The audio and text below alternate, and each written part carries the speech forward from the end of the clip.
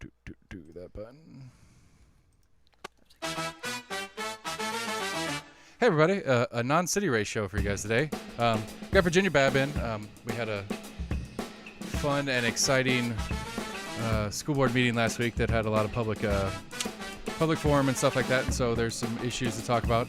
And I don't really want to talk about what everybody talked about in the public forum part. I want to talk about the other part of it, but we'll probably end up talking about that part too. So we're almost in agreement at gmail.com. You can find us on Facebook, Twitter, or YouTube. We have a website, almostinagreement.com. All the episodes are available there, as well as your favorite podcast providers. While you're in these places, please like, share, subscribe. I don't know, retweet, whatever the thing is that website does, and give us a little help getting the word out and getting more people to hear us and see what we're doing here. If you haven't seen it yet, almostinagreement.com/cityelections21. That's my cheat sheet. I put as little effort in it as I could to get as much information to you guys as I could quickly. So it's basically a quick rundown. You know which districts, as well as links to KGIS and the Election Commission for voting locations, as well as your district and stuff like that. So we're almost in agreement. Virginia Babb, we're talking schools. And a little bit of mass, but hopefully not a lot. Hopefully not. Well, you know, it's just the way it's the world we live in. It is the world we're living in. We talk masks and we talk schools and safety and all that kind of jazz. But I don't really care. I mean, I do care. It's just. No, I care deeply about it. I mean, it's just a hard topic because it's just a very divisive topic in our community. And I mean, I came to the conclusion. I was talking to, I think it was actually my school resource officer last week, first week of school or whatever. I was like, I guess it was right before the meeting. It's like, there is no win here.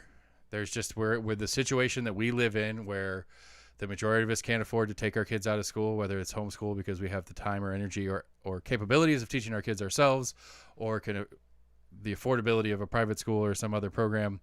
So public school is what we got, and if the public school rule is A, then we have to deal with that public school rule, and that's just.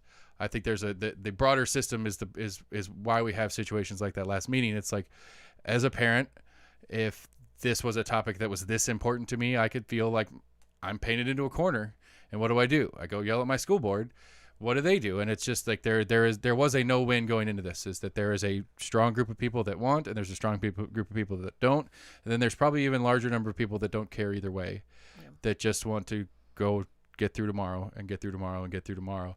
And so if I were one of the people in one of those two groups that strongly feel about it, one of us is going to lose. There's no way around it, because I can't say, you know what, fine, I'm not putting my kids in school with masks, and then we have, well, what do I do with my kids?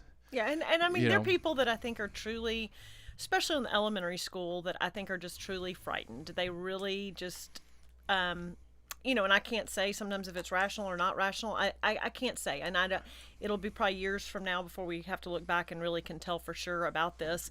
But the people that have elementary school kids or 12 and under that really would like their kids to be vaccinated for more protection, and they cannot get them. At the high school level, you've had the choice to get your child vaccinated. It doesn't mean that they cannot be exposed or cannot get COVID, but they've had the opportunity to get a vaccine.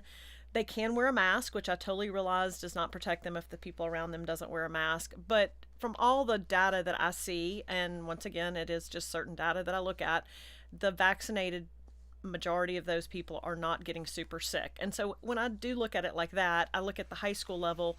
We have always sent our kids to school knowing they could get the flu, knowing they could get the stomach bug, knowing that they could get the cold. And I don't know that COVID's going away, and that we are going to have this. And, hopefully people choose to get the best protections they can if they want to. Once again, I'm not mandating anything. And I know I've been called a bully, and I've been called, shaming people for, suggesting that I think people should get vaccines. I personally think that's the best thing people can do, but once again, it's personal choice in our community, and that's the way it's going to be. But I think at the high school level, you do have that choice as to whether you want to. At the elementary school level, people have not had the ability to get the choice. Right, and it goes back. Again, it goes back to that. Like, there's that's where I see the problem for the parents of younger kids, is that there is no choice. Yeah, I mean, they don't have a choice to vaccinate their kid. They don't have a choice. I mean, they have a choice on whether their kid wears a mask or not, but like you said, it matters whether the kids around them are true or not. And so, the other choice that they don't have is to pull the kids out and put them somewhere else because they can't afford it. They don't have the time. They don't have the skill set themselves. And I'll be honest, most of the private schools are not mandating it. There's very little mandating going on in our community right now. I mean, so even if you say, okay, I'd pull my kids out, I don't know where your private school is you're sending them to that's mandating masks, because I'm not hearing about them. I mean, I've heard some people have contacted me about Webb. They kind of keep going back and forth. The last I heard was they're actually following the governor's rule of you can mandate, but parents can opt out. Right. Which on that one, which I'll just speak to that, I think a little bit of problem, and I talked to a teacher at Webb that sort of said, and how do I keep up with who has opted out? Right. Because then we're talking that opt out was paperwork. Like had paperwork included, like a parent had to send a thing. I don't know how Webb's handling it, and I don't know how the governor thought I was, but basically Governor Lee came out the other day that right. I saw the opt out thing, but how do you handle the opt out? Right. And who keeps up with it? And who is the principal going to be the police that runs around all day to see if right? Because Johnny's parents didn't send the opt out for him, but he told me they did. So what do I do as a teacher? I get it. Okay. Yeah. So that makes I mean, sense. and I'm not saying that that's not a better solution, but they're just problems with all of this. Right. Yeah. So that's mass, everybody. Okay. Problem solved. Let's Moving move on. Because I want to know. So there's a little bit of backstory. My kids, like most kids, have had a really terrible, 18 months in schooling and stuff like that. My eldest probably, regardless of the issues involved with the pandemic and stuff like that, I think was a little bit behind in some of his ELA anyway. And then we throw the pandemic on top, and I think it made him further behind. And so late summer, we made the decision. Let's go back a little further. My kid was one of like 70-something% of Knox County students that was offered summer school. Sure. Which apparently most kids were offered, as far as I understand it, because most kids have been a little bit behind on this side or the other. And with the craziness that was last year, we were like, no, I'm not going to suffer him through a session of summer school for it. And so we try to do some stuff at home. And me and the missus are not teachers, and that's okay. And it was not the best. We did not get the results we were hoping for by doing stuff at home instead of summer school. So we decided to get him a tutor. So we had a tutor. We just started a tutor. This week will be our second week with the tutor. We started with school. And I appreciate that. I emailed you specifically, said, hey, we're looking at doing this. And you sent me some names and some contacts and stuff like that. And I appreciate that. And so on the Esser side of things, because this was something that I was on one of the news things for, because they asked if any parents wanted to talk about this Esser funding conversation.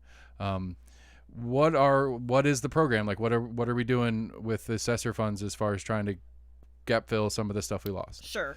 The Esser money, and people can feel free to watch our school board meeting where it was talked about. No, we only watched it for the mass part. I know that that seems to be what people tune into, but it is almost kind of overwhelming. It's $114 million. $1 million of it goes to Emerald Academy, but for the most part, we've got about $114 million that we are trying to figure out. It's got to be used over 3 years' time, and it's got to be tied to problems with COVID. So it can't be something that's always been existing. For example, Knox County is always, not always, but it's been a problem that we cannot attract enough minority teachers. And, we're working on things like that, but that is not a COVID issue for us. So funding cannot be used. So that was one of the things as John Ricewick, who is one of our head executive team people really over the curriculum side, said, people had some great ideas. We had community meetings, we had focus groups, some fabulous ideas came out of all this talking about how to use the Esser money. But at the end of the day, it had to come back to, is it tied to, we have to spend the money as tying to right, the strings are attached, we got to keep them tied together. So with that said, I will it's so complicated and so many things. Do you see my surprise face right now? It's complicated. Look how surprised I am. But I mean, luckily we have we really do have some very smart people in our central office that are overseeing this and looking at it. But the first step was they had to come up with a plan. Then it had to get passed by the school board, which we did pass it at our last meeting. It was one of the things that nobody was paying attention to in our last meeting. It's only $140 million, people. No big deal. Right. Then it will go to the state, and they have to approve it. We're probably, and I've kind of asked this, like, when do we start seeing actually money coming in and us being able to start spending it? Right. Realistically, probably we're not really going to see things starting to get implemented until maybe some this fall, but probably more spring semester. Okay. And another thing they're looking at, this is very multi-layered, a lot of different things going on. And as I've said, our teachers and our principals are already trying to run school as normal. You can't throw too many more new things on it, or they're going to fail too. Right. So because what it was pitched to be at, and it's one of my many complaints about the news, is that they're asking me questions about it like I have any in-depth knowledge of it. Yeah. I had probably more than in-depth knowledge than the other parent they talked to on the same segment. And it's like, what would you like to see done with this money? And it's like, well, are there strings attached? Yeah. Well, if there's not strings attached, this is what I'd, because they edit it the way they do, and they made it sound like, well, and I'd still stand by the statement, even though it was a little bit misleading, is that, to me, I don't think 3 years is enough time. Right. We're not gonna backfill what we've lost in 3 years, regardless of how much money you spent. Right. And so to me, unless there's a reoccurring, because to me, I think it's going to take until my eldest senior year. He's in 5th grade this year. It'll be his senior year in high school before all of this stuff kind of gets washed out, or really more realistically, the new normal becomes what it is. And so, yeah, for me, I was like, build a new school with it, build 2 new schools with it, because overcrowding's an issue. And I guess we could try to argue it as a COVID thing, but it's really not. It's an always issue, just like the other one. But again, I was just mad at the media for the way they kind of forced me to frame it. And it's like, it's fine. I mean, you can use me as the tool, but it's the reality is we have these strings, and I know it, and you didn't know it because here's the sad part. And I'm sorry, lady that did the news thing. We cut or whatever. And we were just chatting a little bit in post, and I was like, "Are you talking to Ron?"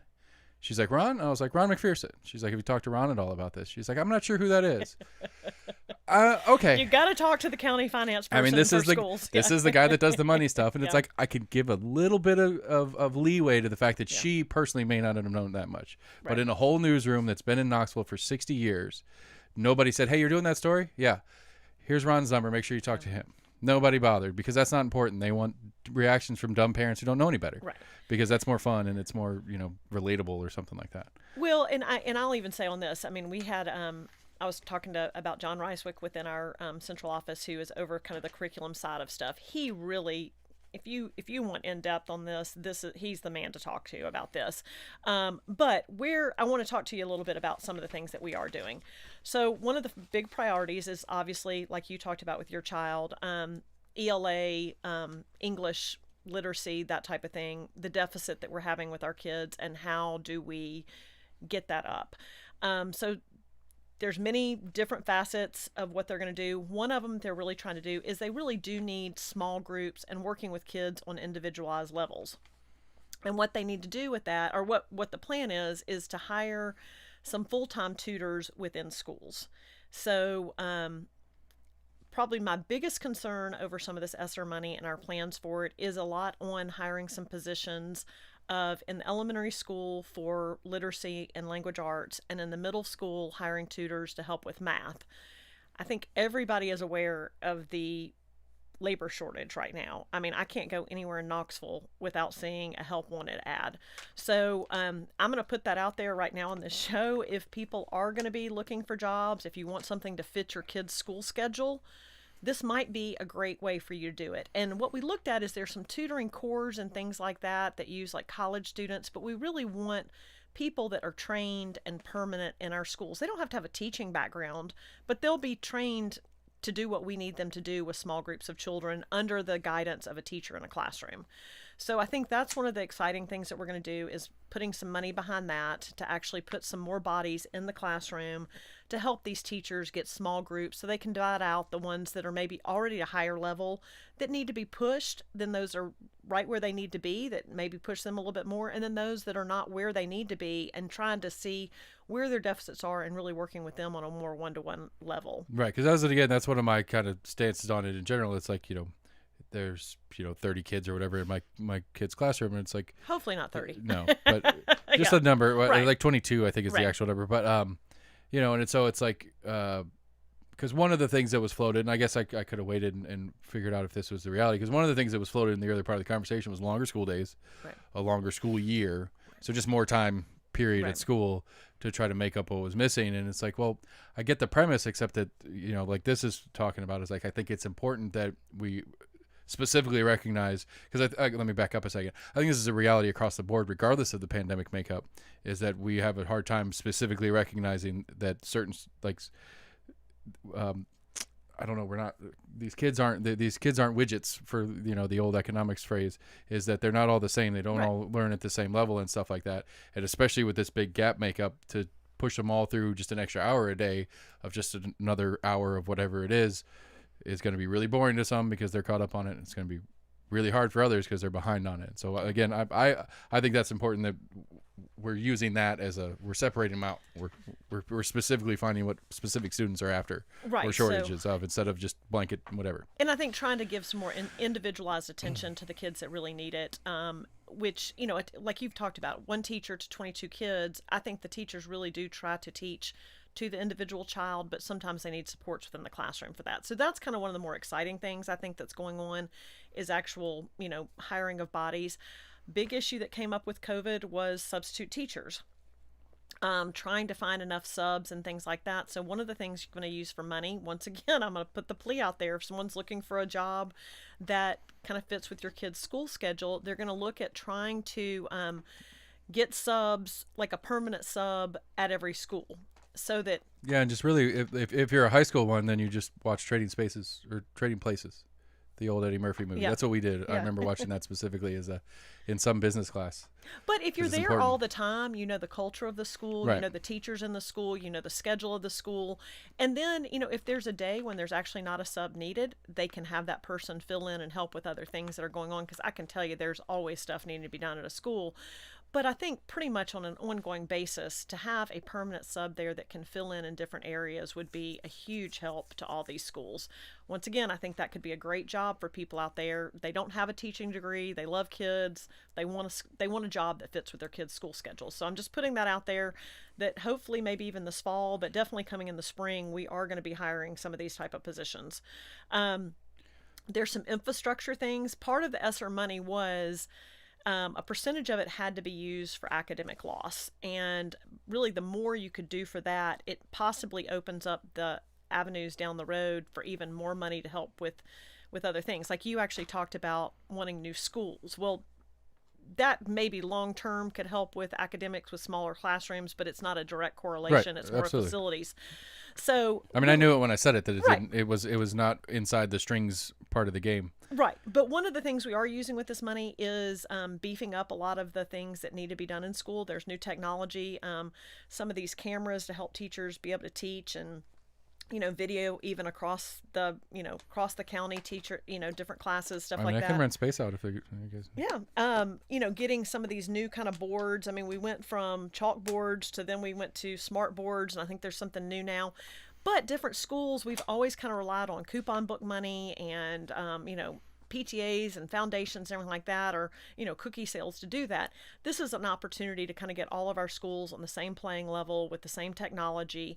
And we're really spending a small percentage of the huge $114 million on technology, but that is a part of this, is getting, some of the technology across the board up to where it needs to be. Okay. That makes sense to me. Yeah. I mean, and it keeps the string tied, and that it's specific. Yeah.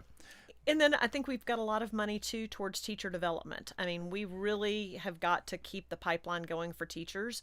And so there is money in this to help develop teachers that are already in the system, maybe that want to become better at their craft. Maybe they want to kind of become coaching kind of teachers. There's some stipends for that to allow teachers to do that. At the high school level, as I said, we've talked about in elementary and middle hiring these kind of permanent tutors coming in. At the high school level, as we were talking about, it's very hard to get an expert in or a tutor in Latin or Spanish or calculus or something like that. They're just not the people out there with the content knowledge. So what they're going to do there, which I think should be very enticing for some of these teachers, is a lot of them already do tutoring before school or after school or maybe on their plan period, but now there's going to be some compensation for them doing that. So really enticing teachers to offer tutoring to their students outside of the regular classroom time. Okay, so because this show's all about me anyway. Yeah, it is. So do I need to fire my tutor and get? Well, I don't know. It's too early for that, but yeah, as I said, I think for where you're talking about your child right now, no. But then see as we get supports in the school, because it's going to take a little while. Right. First off, we've got to get all this money approved. Then we've got to hire the people. Then we've got to get the people trained, and then we've got to get them out in the classroom. Just make sure that nowhere in the in the paperwork that goes to Nashville says anything about masks or social distancing, because I think that'll kill it all. There's not a thing in there about that. Yeah. So yeah. So anyway, that I'm really mad. I'm really mad at that Lee thing. I'm sorry to. We'll finish where we're going, and I'll rant about that in a second. Yeah, I have my thoughts too. So it's just. But okay, so so in-class tutors for the lower levels, encouraging and expanding upon teachers who are already tutoring in the higher levels, some technology spending, teacher development. Those are the big ones. What else we got? Let me see. Let me actually look at my paperwork. And I do want to tell people on our website, this is all available, and it's very detailed and very, like I said, very complex. There's lots of different layers to it. I'll find a link and I'll put it in the show notes for those. Yeah, that would be great. Okay, so let me look at some of these other ones. Some of it also is around our CTE training. That was a big thing when we get into high school, and I know this is not your kids yet, but we're really trying to give pathways to kids that, college is not for every kid. College is for some kids, but sometimes even getting into like a healthcare field classes, if you're thinking about college, will sort of confirm you want to go into nursing or doctors, or it can get you certifications for like CNA, medical techs, that kind of stuff, that you can be much more on your way to a better job, going straight into a job straight out of high school. Right. What we found with COVID, it's real hard when people are only working virtually, companies are shut down, that kind of thing, to get kids internships. So a little bit part of this investment is actually investing in each of our high schools, helping them develop their CTE programs a little bit more. Even one of the examples they gave is giving the opportunity that they can almost get their internships while at school. Like maybe building out, if they do auto mechanics, and I'm not sure if we have schools that do that right now, but they do, there's almost like a check-in counter that a customer could come in, bring their car in. Or a lot of schools do cosmetology. Actually set it up where they could have customers coming in. So investing a little bit in some of these CTE areas where we can actually get some real work experience while the kids are at school, instead of just relying on them going out into the public. A lot of this too, and I don't know if you followed this or saw the work session, and I tell anybody, this is probably one of the most exciting things in my 3 years on school board, because it actually deals with academics and it doesn't deal with buildings. See, finally got a surprise face out of me. I mean, we had our last work session, and I think it was the last week of July, and it was about this relationship with what we call Forward Next Generation, and they're a nationwide program, but it's not, as they said, it's not a program. They come in and work with our community to figure out what's right with us, to further really develop our CTE programs, and really work with our community on partnerships, because we with Knox County Schools, and I will admit this is a huge problem with us, we talk a lot about relationships and partnerships, but we're really bad about it. We say we want the public to partner with us, but there's not a really good mechanism to do that, and I just don't think we know how to do it well. And there's schools across the country that have already done this, worked with them. They've already come in, done the first phase of this program, where they came in and did a lot of focus groups, conversations with community groups, with community leaders, that kind of stuff. We're going to start going into the next phases of it, and it will really be very intentional for every single one of our high schools to get career pathways going. And within those career pathways, they will also have business relationships, business partners, advisory boards, things like that.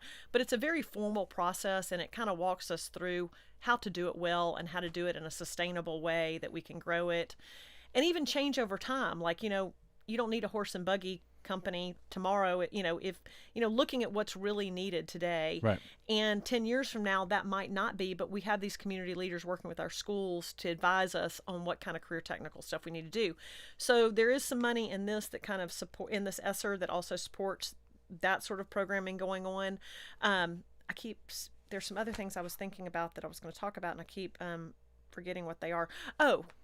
Counseling is another area that I think is going to, that you'll see some money with Esser used, that we just need, especially starting in middle school. we can't start talking to kids in junior year of high school about what they want to do with the rest of their life if they haven't already been having those conversations with their family and parents. I mean, I personally, we at the dinner table in first grade were talking about that kind of stuff, but not everybody is, and not everybody's equipped to, and not everybody has that family life, and that is a role that schools end up having to play. And I as a parent can only give them so much information. I only know what I know. I couldn't tell you a thing about engineering or that type of stuff. So we've really going to start working starting in sixth grade on much more getting kids to think about what do you want to do. There, we have a whole program that's already in the schools, but being more intentional about it, called U Science, where the kids can kind of take some aptitude sort of tests, sort of figure out what do they like, what are they interested in, and it sort of guides them into different careers that might use their interest and skill level and stuff like that. But we also need counselors to actually help those kids with those decisions and stuff like that. So that's a whole nother level of being intentional about stuff with these kids. Gotcha. Because I'll pitch in some time to teach. Oh no, I can't. There's too many. I was gonna say I could help with YouTube creation, but there's too many. That's all they want to do. That's all my kids want to do. I want to be a YouTuber. And it's funny because it grosses me out, and then I'm sitting here doing a YouTube show. Yeah, in the intern. But theirs are so dumb. Like, they're so painful to watch them. It's just bad. Like, I don't know. Yeah. Millions and millions of views, and therefore millions and millions of dollars these guys are making. Right. Making ridiculous videos, and I'm here trying to talk about something nice, and I can't get a nickel. I'm sorry. It's all right. It's not your fault. It's the people that aren't watching's fault. So we'll get there. I'm not worried about that, because I think it's a I think I acknowledge that the complication is a necessity, because there are too many. There are a lot of moving parts and a lot of moving pieces, and there's a lot of things that we require out of our schools that could be argued that don't need to be there, but are, and so we need to address them. Right. We can't just pretend they don't exist because we don't want them there. They are there, and so we need to do so. And so I think that's kind of exciting. I'm curious to see how this Biden reconciliation bill goes, because there's a lot of that universal pre-K talk in that, and then that excites me. Some free post-education stuff, and I'm not paying off some student loans just to see if I can get them paid off for me. It's not a question on if I can. It's just like, well, I'm not going to pay them off now if I don't have to. Yeah. But we'll see how some of that stuff. I mean, that was one thing I had kind of hoped we could use money for, this is to expand our pre-K program, because I do see.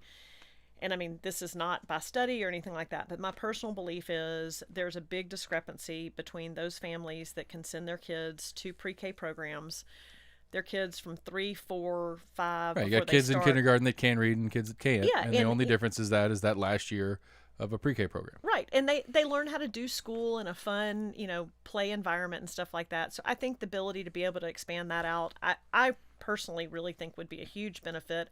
And when we start talking about literacy and things like that, I think the earlier kids just start learning the basics of colors, ABCs, but learn it in a fun way that really gets them prepared for when they really start school, I think could be very beneficial. But that Esser funding could not be used for that. Right. So yeah, again, we have to wait and see that. And then, maybe this time next year, you're having another really fun conversation about curriculum and stuff. Sure. Of another $100-something million that probably more than that. I don't know. That's a big number. Like $3.4 trillion is that total bill? Yeah. If it goes as is, which it probably won't, but that's where it's going. Wondering where all this money comes from, but it seems to be growing on the trees somewhere in D.C. Well, it's just down the street at the Federal Reserve Building, where it all just magically appears at. Don't start me on that one. That's one of my big. If we get into national stuff, that's one of my big problems. So gun release sucks. I hate that executive order. The intent, whatever, doesn't matter. Like, I cannot get behind the premise of, I'm a Republican and I believe in small government and let local take care of stuff. And then every time local's not doing exactly what I want, I'm going to drop an executive order and take it back. And it's like, again, it's agree or disagree with the mask part of the conversation, whether the school board should or shouldn't mask. It should be the school board's decision. It doesn't need to be Nashville's decision. And that really pisses me off. I think there's going to be some shockers that people are going to have this year about what the state legislature passed and what we're allowed to do this year concerning COVID and stuff. Last year, if there were outbreaks, and I mean, we all hoped this summer it was going away. And, whether you want to believe things or not, we've got higher cases. See, that's the sad part right there, is every time we talk about it, we have to have that little caveat. I know. On like it or not, whether you think it's true or not, that's the crazy part. I personally believe the numbers and everything like that. I mean, I'm not scared. I mean, I personally am not scared, but I did get vaccinated. I try to be cautious and stuff like that. But last year, when we had high cases at different schools, we had the ability to close a school at different times. And I think I really was proud of Knox County's ability to keep our system going. I was personally impressed as well. And I think it was last time you were here we were talking about it, Yeah. because I think it was you that explained to me the virtual program for this year. Right. It's very small, very limited. And for all intents and purposes, we have 3 new schools in Knox County Yes. that exist in the cloud, for lack of a better word. And Right. that's really They're all it not is. affiliated with any schools Right. anymore and things like that. You truly are just a virtual student. But should say we have, I mean, Rocky Hill Elementary is down the street. If you have just a mass, 75% of the teachers, either they're sick, they have kids sick, they've been exposed for whatever reason, they have to be out of the classroom. We cannot close one school this year. We can only close the whole system. And on top of that, we did all that stuff with laptops and Chromebooks and virtual and everything like that. We cannot go virtual. So it'll be like a snow day if we have to do this. And It'll be a 2-week long snow day. it could be like 5, because you're not going to get over a COVID issue or COVID sicknesses in a day. Right. It's probably going to be a minimum of 5 days. That's kind of what we seemed to see last year, was about 5-day minimums on closing. I'll just bus them all to the other schools and then get all the kids sick. Yeah, and then we can shut them all down option. for the same period of time. And we only have 10 snow days built in. So once we hit that 10, what we call snow days or sick days or flu days or whatever they are, we are going to have to look at either extending the school year, things like that. And I think these things are going to surprise people when, it's always kind of out there until it starts affecting you. And then all of a sudden you're like, well, wait a minute, what do you mean they passed this? I think we got every kid a Chromebook so that if we did need to do virtual, and I think we showed we do not want to be a virtual school system. But last year showed there are times that maybe you do need to close a school at a time. I mean, I think they leaned on it. I agree with having the option available, but I think there was a couple times last year that, and I don't remember if it was just our school or if it was district wide or not, but I think there was a couple times where they leaned on that a little harder than they needed to. And that's a possibility, but it just gave the ability to do it. Right. This year, there's not even that ability. Because I think what we had, I want to say we had one day last year that realistically should have been a weather day. And she's like, "We'll just do a virtual day." It's like, okay. Well, I guess we don't have to spend a snow day on it, and that's not a bad deal, I suppose. You're not going to be doing it virtually this year. I mean, I don't know. Like, I again, this is one of the bigger, longer, broader conversations that I've tried to have about it that bothers me. It's is there a quantitative real value in a student from Memphis graduating high school being quantitatively the same as a student from Knoxville? Like, what value does it actually have for you and me as neighbors, or them as neighbors in Memphis, or anywhere in the state of Tennessee? What is the actual point in having a consistent graduate from high school that's at least at X minimum? Like that's what I struggle with the most, and again that goes back to the assumption that a kid from Memphis and a kid from Knoxville is the same and can be taught the same and can ingest the same amount of knowledge in the same period of time in X, Y, and Z. So even taking that part out of it, realistically, I can't wrap my head around what value that has to the community as a whole. Just to say they graduated from high school, whether it's Roane County, Knox County, Shelby County, Davidson County, whatever, it doesn't matter. They graduated from Tennessee high school. That means what? And that's one of my problems is what does it actually mean? Right. And nobody can answer that question. And this is all, and again, that goes to the problem of it all comes out of Nashville, which is why this Governor Lee thing pisses me off, because it's you campaign on the idea that let local take care of their own stuff. We the beginning of the pandemic last year was let the local health departments do their own thing, and then we undo what we said anyway, because they didn't do what we anticipated they do, so we take it back.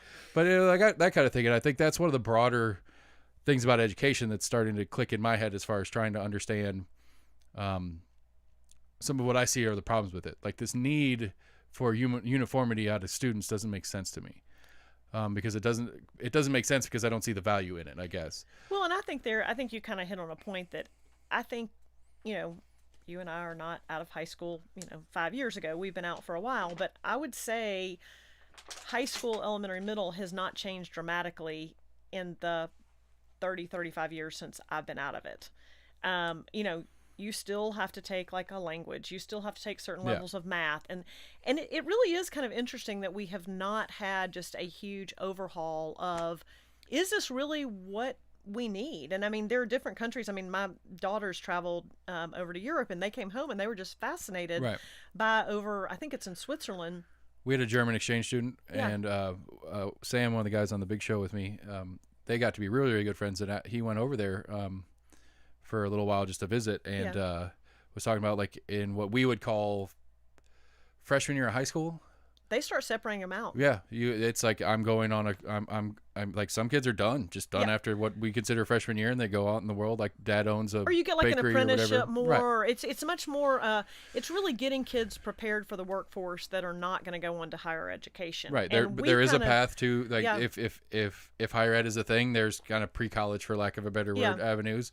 But then again, like at least the way it was described to me, there are some kids that are just done because they have a family business, and then that was always going to be the direction they went anyway. So what's the point of 3 more years of school for them when they can go to the bakery and learn how to run the bakery and the business part of the bakery, and maybe dad or the family wants them to go get some business ed to help, marketing education or something like that. But it's much more specific geared to his needs than just taking a Spanish class for the sake of taking a Spanish class. Right. I've taken a combined 7 semesters of Spanish in my educational career, and I don't think I get through a functional sentence. Yeah. Well, I mean, I even laugh at my son. I've got 3 kids in college right now, and my son's about to graduate.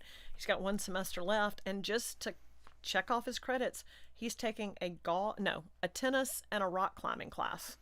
And I'm like, you better have an A in those classes, son. I mean, let me just tell you. I mean, he's got 3 other classes, but it's just like, it is kind of funny, the stuff that we sort of just feel like is an essential. Right, and it's weird, like, because I get part of it. Like, there's a well-roundedness. I'm an arts kid. I was a band kid. I loved band. Band was the best thing that ever happened to me. I would be very disappointed if we didn't have arts programs available. But again, it's not forced upon. Like, once you get into at least in high school, it's like if you want to do band stuff, that can be your thing. Where, at least in the elementary school levels, you get introductions to. You get kids that get into their instrument and then continue down that path. But I get it. It's just that idea of what is it? I can't remember. The Austrian educational system that we're running off of essentially is that that it's the widget thing. It's like that they're all the same. Until the age of 18. We just have to get them to we get them to this point, and they're all going to come out the same. And then whether your business A, B, or C, you have a person-shaped thing that you can plug into your system at your business, in your factories or whatever, and then you pump out your product. And it's like that's not. I don't know that was ever realistically a thing, but it's especially not a thing anymore. And yet we still continue to roll down this path. And I think the simple answer to it is it's so damn big and complicated that how do we take it apart? Right. I mean, even when they try to do any kind of national reform on education, which, when they try to do Common Core, which was a national way of kind of making sure like every 3rd grader in the whole country, if you were in California, you were basically at the same level of English as here in the United States. And that was hugely controversial. Like, how dare the national government want everybody in the country to learn the same thing? I really didn't understand the controversy on it, and probably people will be screaming at me that I'm saying that. But I knew people that had like moved here from wasn't one of the things with it though that if your school district or whatever students sucked at it, you lost money? Like the solution. Well, then they tie so much money to it and stuff like that. But the basic premise was kind of have a baseline that you don't have kids, that when we say you're qualified to read at 3rd grade level, we are kind of teaching across the country. I mean, everybody's going to modify it a little bit, but there's certain standards across the board that a 3rd grader should know, or a 5th grader should know for math or something like that. And I mean, what I'm just saying is, whether that one was right or wrong, when you start trying to do anything national, and anytime you're trying to reform something as big as this, you get the teachers unions, you get the parents, you get everybody else that's. Because I think one of the things too is I think the average person doesn't take the what should be the in my opinion, no, I'm just going to say it, period, what should be the correct approach on what schools are. Yeah. And they are tools for the next generation of our community. Mm-hmm. It's supposed to be, we're investing in the brains of these things so that when we're old and worthless, they can help keep the community rolling so that we don't have to do it until we're 90. Right. That's supposed to be the plan. And so why do we need a central governing body like the federal education systems, like a Common Core, to push that agenda? Right. And that's because we don't care. I mean, that's the only thing that makes sense to me. Is the only reason we need a central authority making this decision for us is because we don't care. And if that's the truth, then we have a much bigger problem in play here, is that we don't care.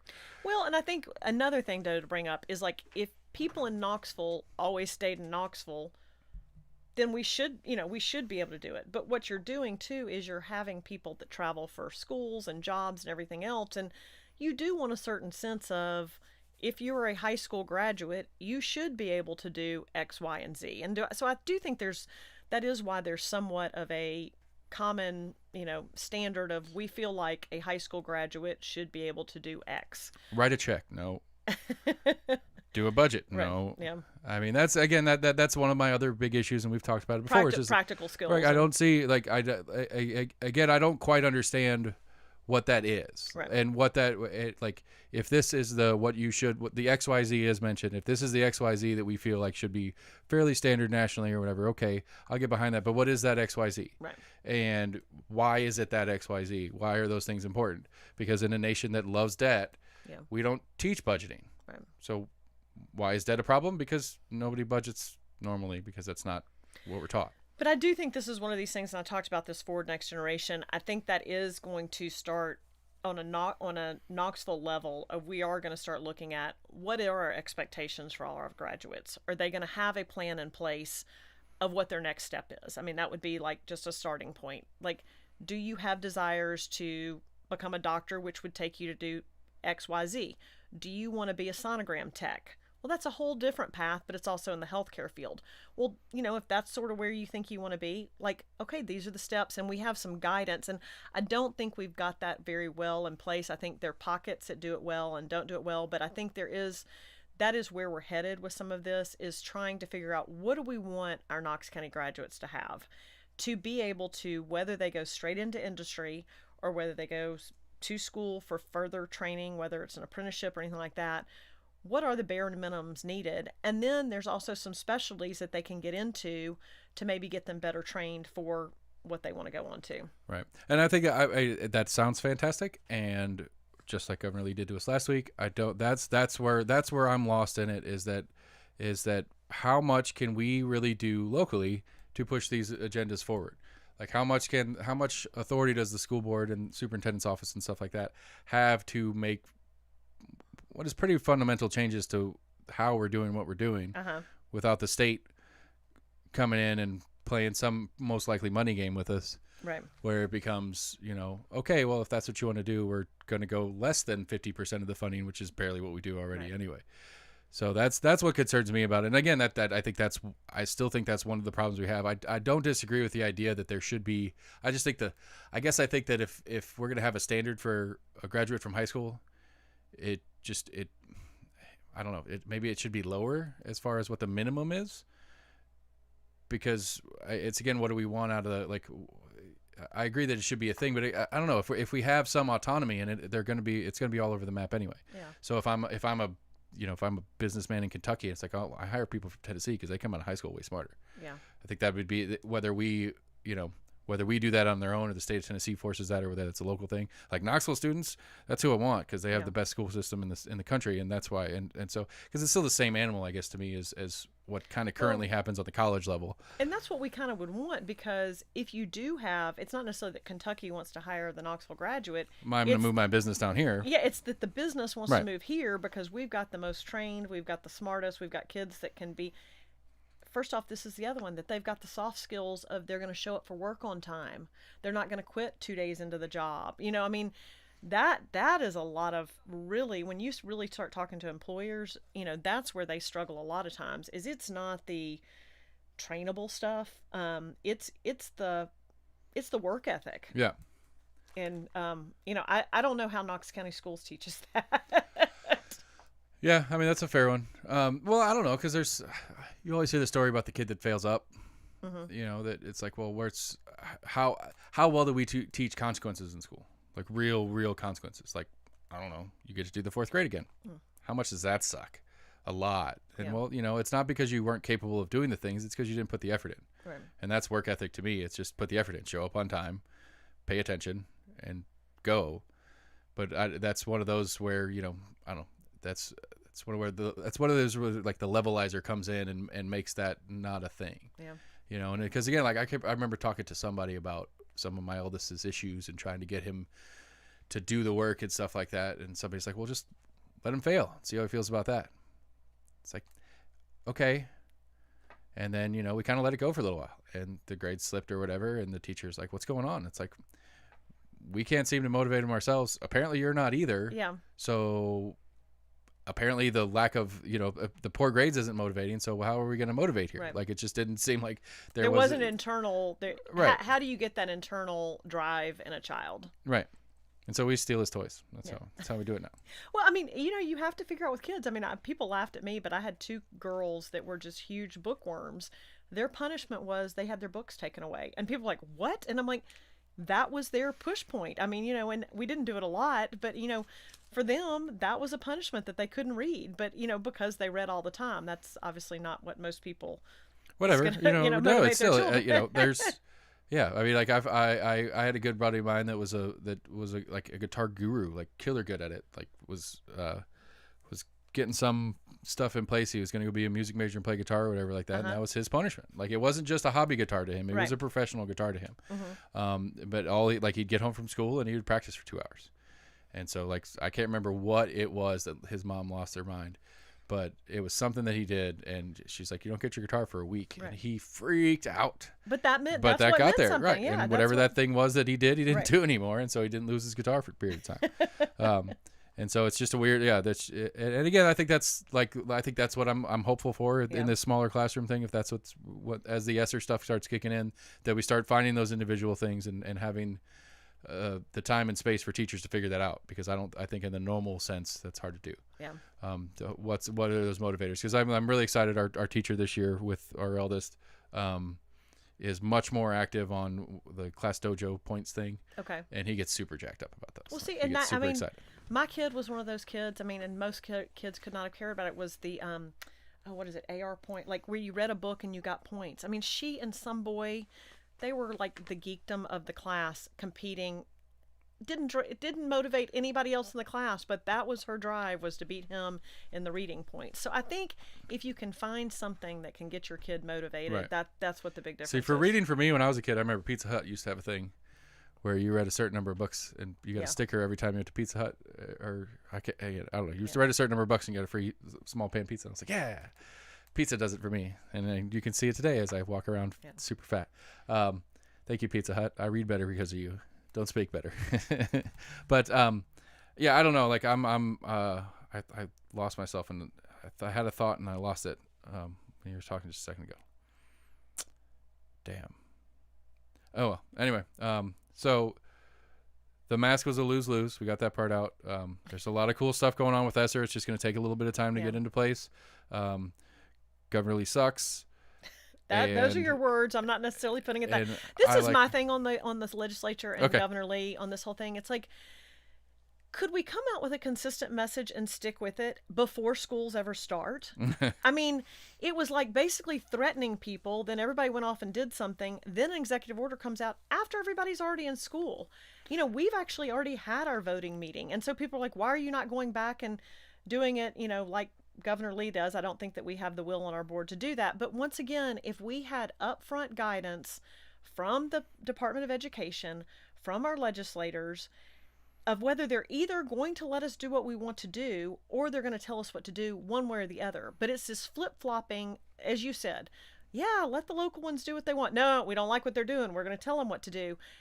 It's very hard for us to run our school system like that. And it's very hard for us as central office, as Board of Education, to know what's expected of us. And then that trickles down to the parents and then to their children also. Yeah. And I think that's the shtick, I guess. And I think that's the bigger conversation that I don't know what the answer to is. To how do we correct that? Yeah. Let's either go with we don't even have a Knox County schools, it's just the state of Tennessee schools, or let's actually stick with the program and have our own school system and let us do what we're going to do, and then leave us alone. So anyway, you've got actual job or something silly like that. Yeah, I got to go sell houses now. Work.